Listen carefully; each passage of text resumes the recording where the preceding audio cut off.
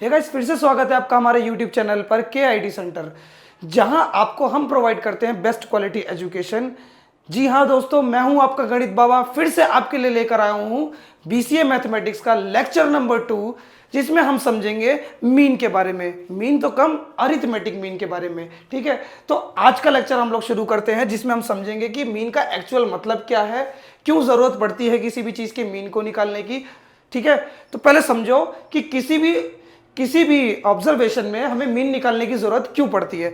Let suppose के लिए एक एग्जांपल लेते हैं। क्या लेते हैं? एक एग्जांपल कि मेरे पास एक ट्रक ड्राइवर है। एक ट्रक ड्राइवर है जो कि अपने ट्रक को लेकर जा रहा है, कहां से कहां तक? दिल्ली से लेके, कहां से लेके? दिल्ली से लेके कहां जा रहा है? जालंधर की ओर जा रहा है। कहां जा रहा है? जालंधर जा रहा है। और इस पूरी जर्नी में उसने क्या किया? कभी अपने ट्रक को उसने 50 किलोमीटर प्रति घंटे की स्पीड से चलाया, कभी 60 किलोमीटर पर आवर की स्पीड से चलाया, कभी 50 से फिर से चलाया, कभी 80 से चलाया, कभी 70 से चलाया। तो ऑन एन एवरेज मुझे बताओ कि इसकी एक पर्टिकुलर स्पीड बताओ ना। यहां तो इसकी स्पीड बार बार बदल रही है, फिर से यहां तो इसकी स्पीड बार बार बदल रही है। अरे मुझे एक इंफॉर्मेशन दो कि इस ट्रक ड्राइवर की एक पर्टिकुलर स्पीड कितनी है।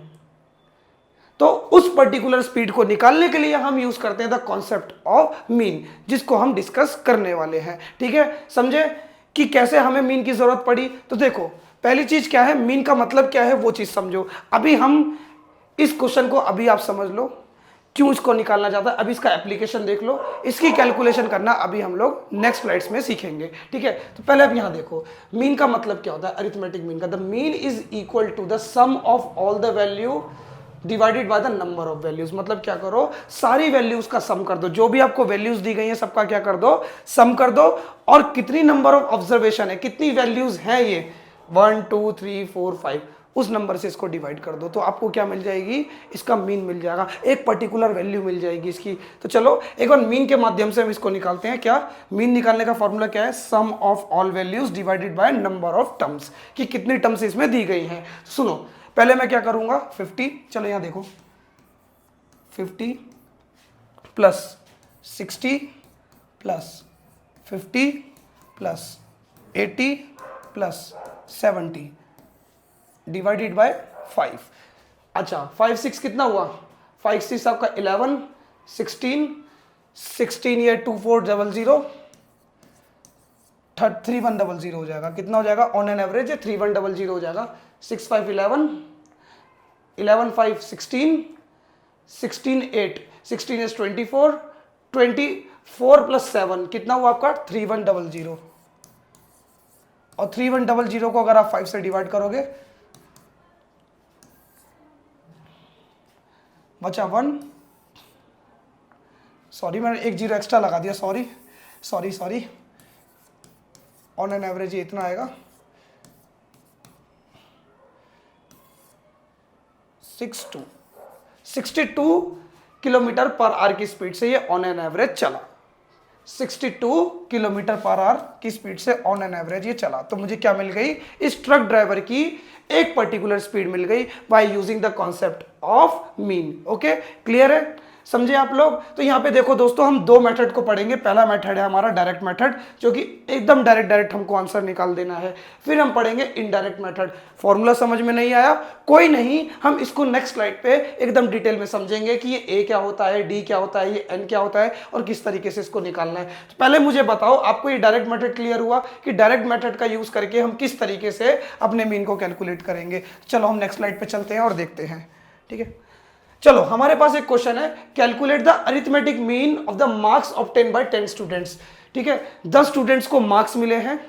10 स्टूडेंट को कुछ कुछ मार्क्स मिले हैं, 13 17 11 5 18 16 11 14 13 12। 10 स्टूडेंट्स को मार्क्स मिले हैं। मुझे इन स्टूडेंट्स का क्या निकालना है? अरिथमेटिक मीन निकालना है। क्या निकालना है? अरिथमेटिक मीन निकालना है। तो फिर से अरिथमेटिक मीन निकालने का तरीका क्या है? सारी वैल्यूज को क्या करो? प्लस कर दो। क्या कर दो? सारी वैल्यूज को प्लस कर दो, और उसके बाद कितनी नंबर ऑफ वैल्यूज है उससे क्या कर दो? डिवाइड कर दो। 11 5 18 16 11 14 13 12।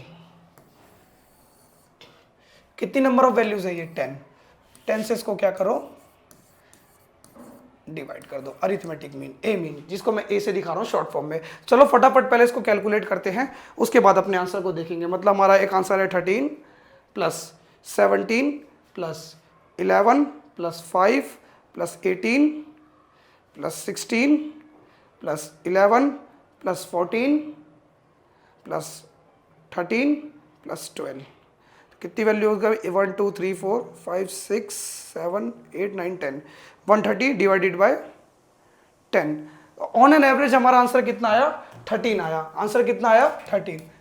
130 divided by 10, on an average कितने मार्क्स आए स्टूडेंट्स के? 13 मार्क्स आए। तो मेरा अरिथमेटिक मीन कितना निकल कर आया? एक पर्टिकुलर वैल्यूज कितनी निकल कर आई? उन सब स्टूडेंट्स के मार्क्स की 13 निकल कर आई। तो क्लियर है डायरेक्ट मेथड से आपको कैसे सॉल्व करना है। आई होप आपको ये क्लियर होगा।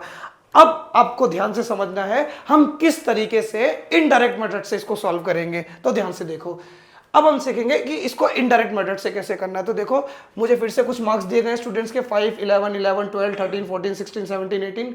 ठीक है, अब इसको देखो इनडायरेक्ट मेथड से कैसे करना है। अच्छा, पहले मैं आपको इंट्रोड्यूस कराना चाहूंगा इस ए से। ये ए आपकी क्या है? Assume value. क्या है ये? Assume value. आपको क्या करना है? इनमें से कोई भी किसी भी वैल्यू को अज्यूम कर लेना है। फिर से आपको इनमें से किसी भी वैल्यू को अज्यूम कर लेना है। ठीक है, तो मुझे ना सबसे आसान लगता है फर्स्ट वाली वैल्यू को अज्यूम करना। फिर से मुझे बहुत आसान लगता है इस 5 सबसे ऊपर वाली वैल्यू को अज्यूम करना। इससे मेरा आंसर ना नेगेटिव नहीं आता, बहुत आसानी से सॉल्व हो जाता है मेरा आंसर, समझे। तो मैंने क्या माना? ए को let A is equal to 5। मैंने क्या मान लिया? ए को 5 के इक्वल मान लिया। तो सुनो, सबसे पहले मैं डी की वैल्यू निकालूंगा। अच्छा, मीन निकालने का फॉर्मूला क्या है इनडायरेक्ट मेथड से? A plus D by N. आज में आपको क्या बताएगा? Number of terms. Number of terms कितनी है? एन इज दी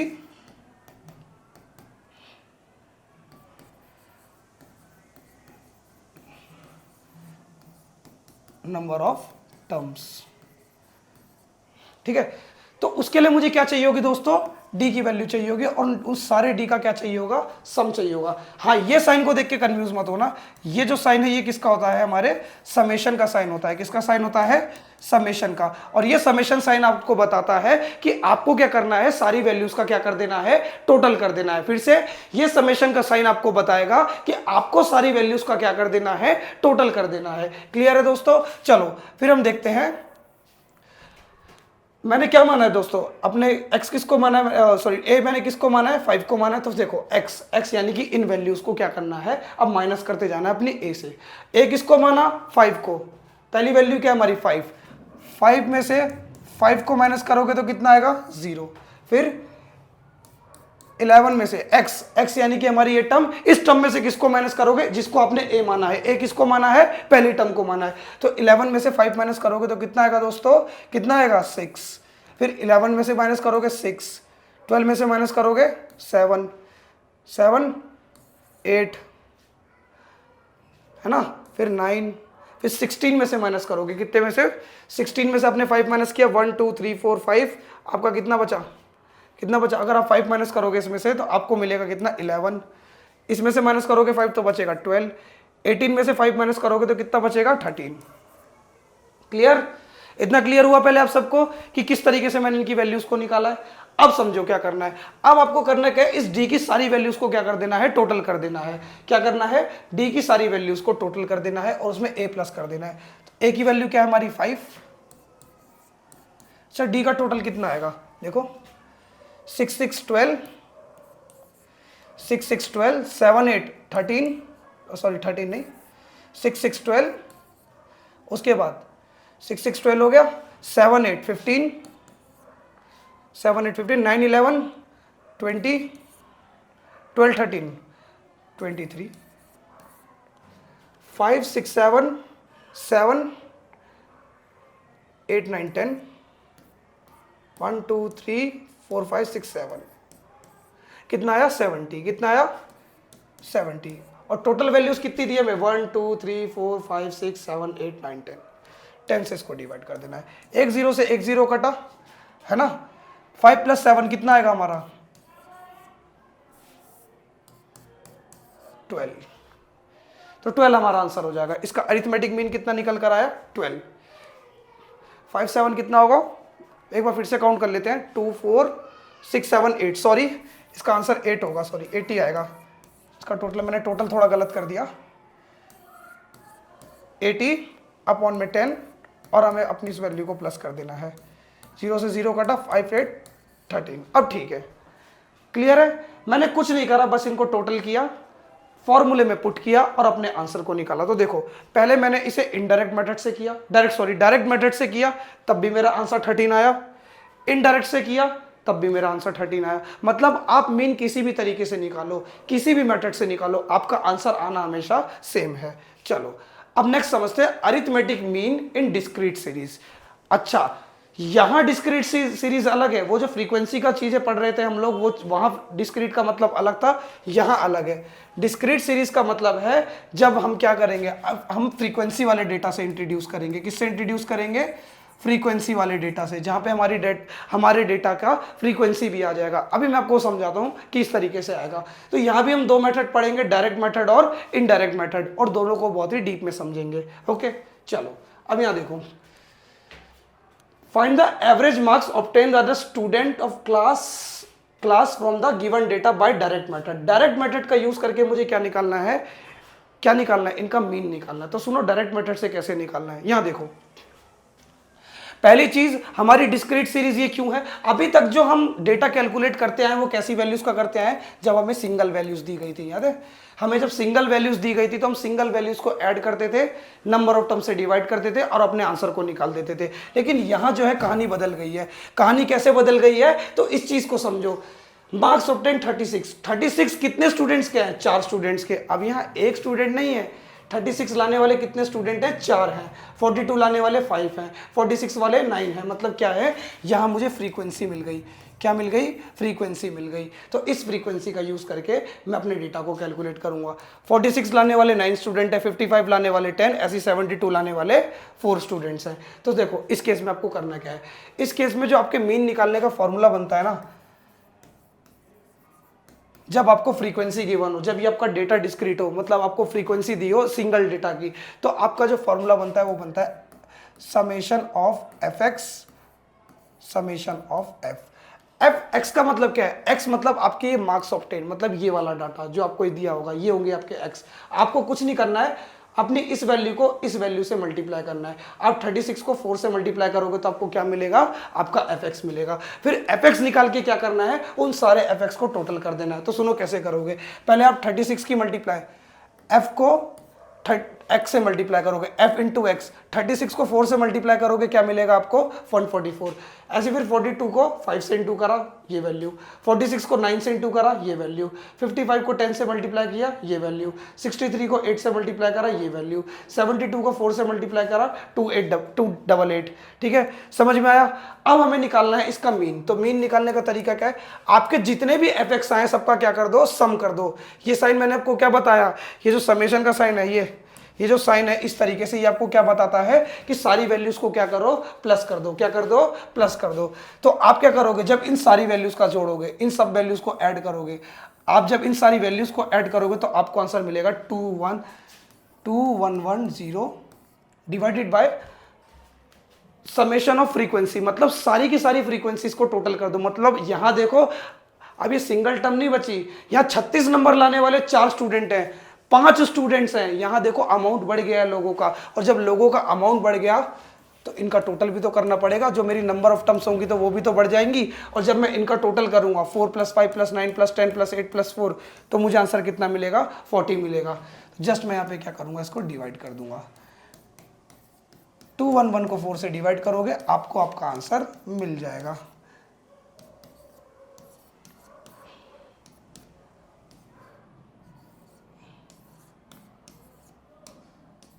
सेवन 52.75 कितना आया ऑन एन एवरेज, कितना है स्टूडेंट्स का marks on an average. Class की परफॉर्मेंस कैसी है, अच्छी है, ठीक है, 52.75 आई है।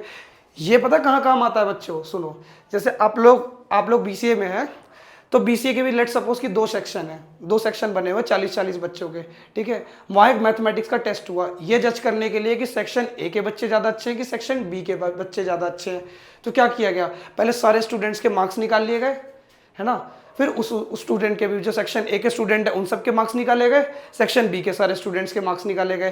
फिर क्या किया गया, ऑन एन एवरेज क्लास, अब देखो भाई कैलकुलेट करना भाई, यहाँ पे किसी के 0 भी आए, किसी के 90 भी आए, किसी के 80 भी आए, 70 भी आए। तो बेटा ऐसे इतने सारे 40 बच्चों के इधर मार्क्स देख के बताना बहुत कठिन है कि कौन सी क्लास अच्छी है कौन सी क्लास बुरी है।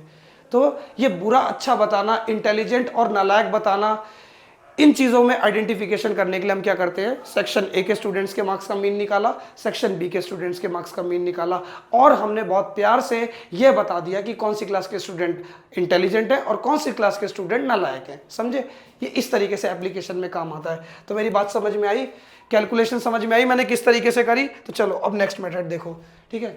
अब आपको समझना है इनडायरेक्ट मेथड। इसको जैसे वहां पे हमने डायरेक्ट मेथड और इनडायरेक्ट मेथड था, इस डिस्क्रीट सीरीज में भी इनडायरेक्ट मेथड है। तो समझो इनडायरेक्ट मेथड से इसको कैसे सॉल्व करना है। तो सुनो, वही चीज है, फिर से आपको क्या निकालना है, यहाँ पे डी निकालना है। जब भी आप ये इनडायरेक्ट वर्ड से सुनोगे तो आपको हमेशा याद करना है इस डी को, इस डी की वैल्यू को। तो सुनो, डी की वैल्यू कैसे आती है, हम पहली वैल्यू को फ्रीक्वेंसी से वो नहीं करना, आपको फ्रीक्वेंसी से अज्यूम नहीं करना, आपको करना है इस फर्स्ट वाली वैल्यू से जो मार्क्स ऑब्टेन्ड है आपके, फर्स्ट वाली वैल्यू से आपको अज्यूम करना है। तो फिर से मैं यहाँ पे क्या करूंगा, ए को क्या अज्यूम कर लिया मैंने 4 में से 4 माइनस करूंगा फिर से 0, 5 में से 4 करूंगा 1, 6 में से 4 गया 2, 7 में से 4 गया 3, 8 में से 4 गया 4, 9 में से 4 गया 5। समझे, अब क्या करना है, सुनो ध्यान से। इस केस में, in the case of indirect method, हमारा मीन निकालने का जो फॉर्मूला बनेगा फिर से वही चीज सेम रहेगा। ए तो आपका ऐड होगा ही होगा, लेकिन उसके साथ जो है ना आपका एफ इंटू में डी, एफ और डी आपस में, जहां फ्रीक्वेंसी दिखी, फ्रीक्वेंसी को भी आपको अपने डेटा के साथ मल्टीप्लाई करना है। फिर से फ्रीक्वेंसी की भी अपने डेटा के साथ मल्टीप्लीकेशन करनी है अपॉन में टोटल नंबर ऑफ फ्रीक्वेंसी। मतलब चीजें वैसी ही रही, बस ये फ्रीक्वेंसी और मल्टीप्लाई में हो गया। फिर से सब चीजें वैसी की वैसी रही, बस ये फ्रीक्वेंसी मल्टीप्लाई में हो गई in the case of discrete data, discrete series में। ठीक है, तो एफ डी, पहले हम देखो एफ और डी का मल्टीप्लीकेशन कर लेते हैं। 8 का मल्टीप्लाई 0 से करोगे 0, 10 इंटू 1 10, 9 2 जा 18, 6 3 जा 18, 4 4 जा 16, 5 3 जा 15। चलो इनका टोटल निकालते हैं। 8 8 16, 16 24, 24 प्लस 5 कितना हुआ आपका 9, 2 2 3 4 5 6 7, 79 आया। फिर अब फ्रीक्वेंसी का टोटल कर लो, कितना है 8 प्लस 10 18, 18 27, 27 प्लस ये 33, 33 प्लस 4 37, 37 प्लस 3 40। इनका टोटल सही हुआ है ना। माइनस करा, 5 में से 4 गया 1, 6 में से 2, 7 में से 4 गया 3, 8 में से 4 गया 4, 9 में से 4 गया 5। ठीक है, 9 में से 4 प्लस 9, 5 प्लस 4 9 होता है। ठीक है, मतलब इनका सब मुझे कितना मिला 79 मिला। कितना मिला 79। अच्छा, मैंने एक इसको माना है अपने 4 को 79, फ्रीक्वेंसी के टोटल से डिवाइड कर दो। तो मैं 79 को जब 40 से डिवाइड करूंगा तो मुझे क्या मिलेगा, 41 जा 40, क्या बचेगा 39, पॉइंट लगाया 0 लिया 36, ऑन एन एवरेज मुझे कितना मिलेगा यहाँ से माइनस करके 30, फिर पॉइंट लगाऊंगा 0 लूंगा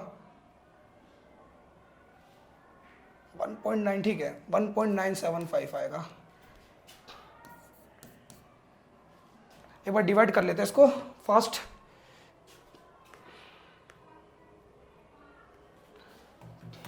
$1.975 ही आएगा,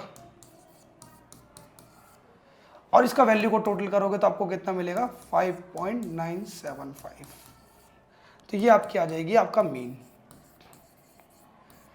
ठीक है, आई होप आपको ये चीज